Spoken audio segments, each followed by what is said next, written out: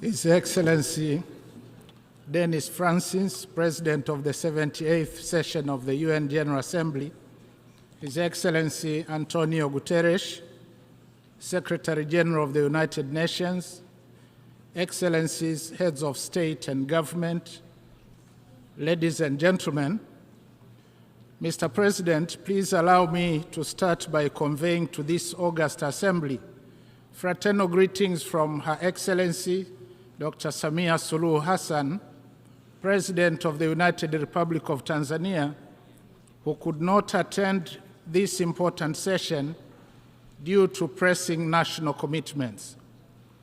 It is a great honor and privilege to address the Assembly on her behalf and for the people of my country.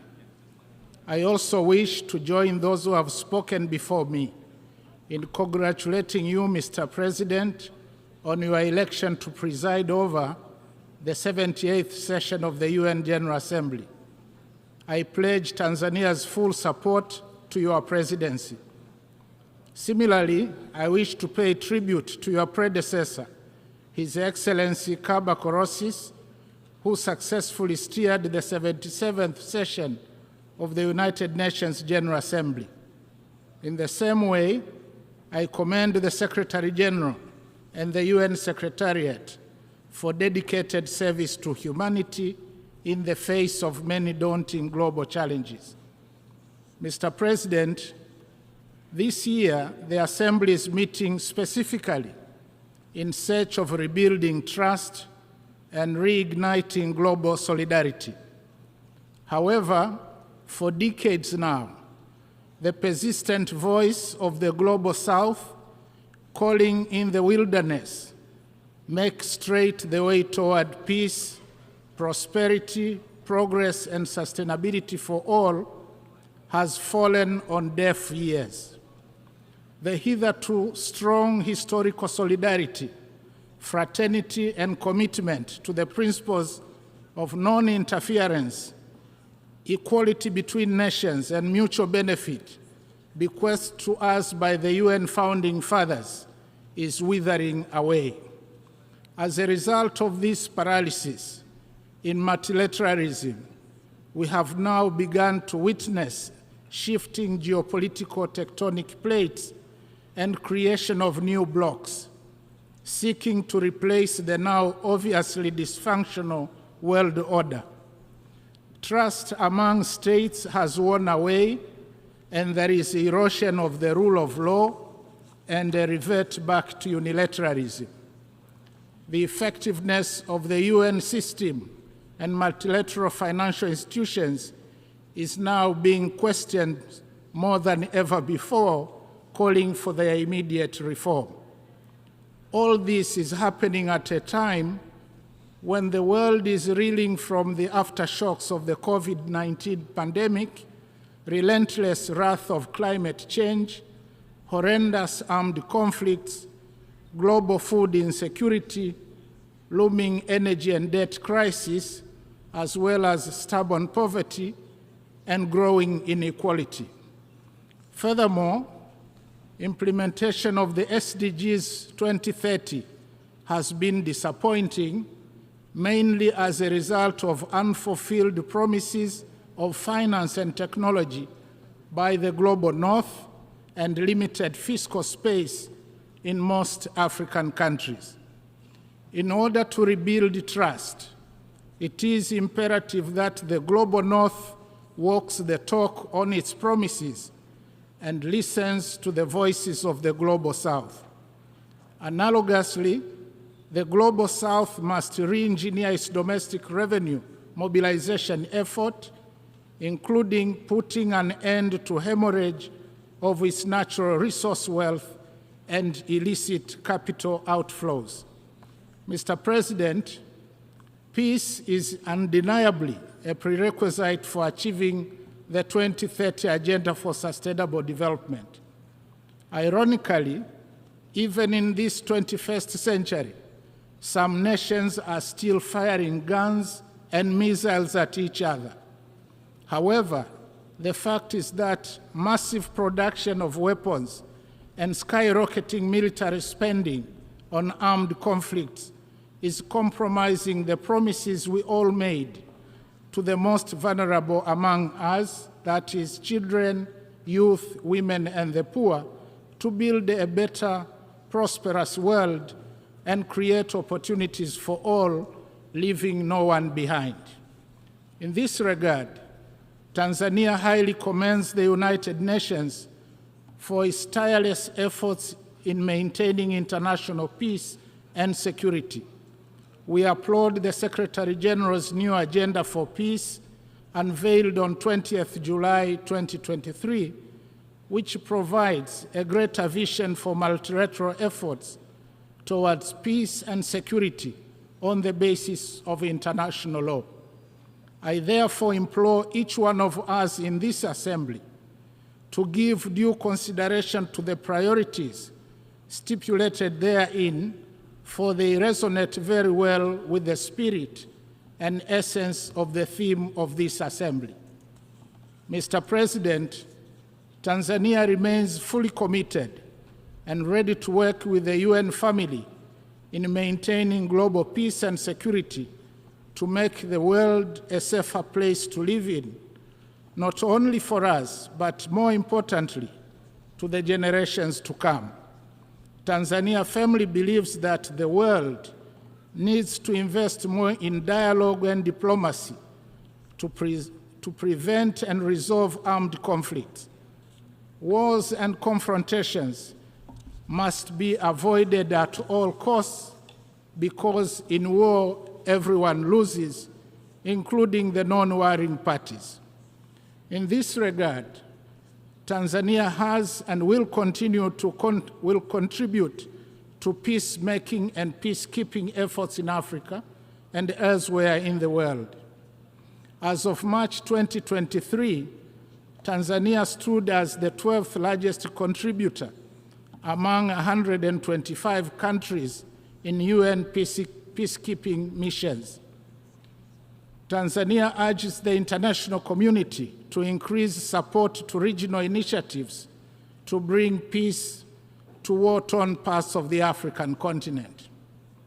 Those who participate in fueling conflicts in Africa, either for the purpose of profiting from arms trade or access to blood mineral wealth, should be tracked and condemned openly by the United Nations. With regard to combating terrorism, Tanzania has strengthened capacity to deal with cross-border terrorism, working with our neighbors and international partners, especially through sharing of information and strategies. Mr. President, 3 days ago, we gathered in this hall for a second review of the 2030 Agenda for Sustainable Development and implementation of the 17 SDGs. It is discouraging to note that at halftime, we are off track to meet most of the goals. The UN Secretary General's Progress Report reveals that a mere 15% of the 140 targets are on track, while a staggering 37% have either stagnated or even regressed from the 2015 baseline. This underperformance calls for supercharged implementation and partnership, especially prioritizing to scale up investment in people. Mr. President, Tanzania is fully committed to implement the SDGs as envisaged. In July this year, Tanzania presented its second voluntary national report, which shows that overall there has been significant progress with respect to SDG 2 to 7, as indicated by an increase in food sufficiency ratio, availability of essential medicines, decline in under 5 mortality, increase in pre- and primary gross enrollment rates, significant milestones in pioneering gender equality, improved water supply coverage in urban and rural areas, as well as population connected to electricity. However, only moderate performance has been recorded for SDG 1, 8, and SDG 10. To ensure successful implementation of SDGs, Tanzania is determined to take actions to improve further the domestic revenue effort while capitalizing on PPPs. We are also prioritizing investments in the social service sectors, agriculture and agribusiness, value addition and infrastructure, as well as uplifting of skills for the youth. In addition, harnessing science, technology, and innovation is also key to hastening implementation of the SDGs. Mr. President, climate change has now become the world's greatest threat. Recent natural calamities, which have devastated parts of some countries around the world, amplify the horrible effects of climate change. And on this note, Tanzania offers deepest condolences to the governments and the people of Libya and the Kingdom of Morocco for the loss of lives and properties caused by floods and earthquakes. Furthermore, the latest assessment report of the Intergovernmental Panel on Climate Change sounded an alarming reality that the world is off track, the 1.5 degrees Celsius limit agreed in Paris. Disturbingly, the report indicates that Africa is warming at an accelerated pace, outstripping the global rate. As such, climate change has and will continue to adversely impact Africa and hamper its progress. Tanzania, therefore, reiterates its call for urgent and concerted actions by all nations to cut down greenhouse gas emissions and strengthen mitigation and adaptation measures. Together, we must create an enabling environment and facilitate investments needed to unlock resources for scaling up implementation of our climate commitments and decarbonization of the global economy. We, the global community, must act with urgency. Tanzania also reiterates its call for a fair and just clean energy transition for Africa. Mr. President, unilateral coercive measures have serious adverse effects on the targeted economies and innocent lives, especially of women and children, the very people we have committed not to leave behind. Tanzania remains steadfast in its opposition to injustice, wherever it is committed and by whoever. We stand against the imposition of unjust economic sanctions and other unilateral coercive measures that undermine sovereignty and prosperity for all. Likewise, we continue to stand in solidarity with our brothers and sisters who continue to be denied their rights to self-determination and those living under occupation or domination. We call for the lifting of unjust sanctions and an end to the occupation or subjugation. Tanzania also advocates for peaceful resolution of all territorial disputes in accordance with the principles set out in the United Nations Charter. Mr. President, in closing, I wish to reaffirm Tanzania's unwavering commitment to support the United Nations and its member states in implementing our common global agenda. We call upon warring parties around the world to silence their guns and missiles and give prominence to peace. Let us act towards each other with humility, not arrogance. Let's heed the old wisdom that says, an eye for an eye leaves everybody blind.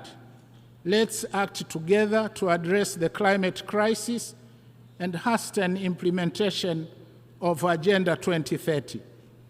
Our humble plea is that the voices, promises, and solutions made or provided on this rostrum ought to bring hope to the hopeless, dignity to the humiliated, and justice to all.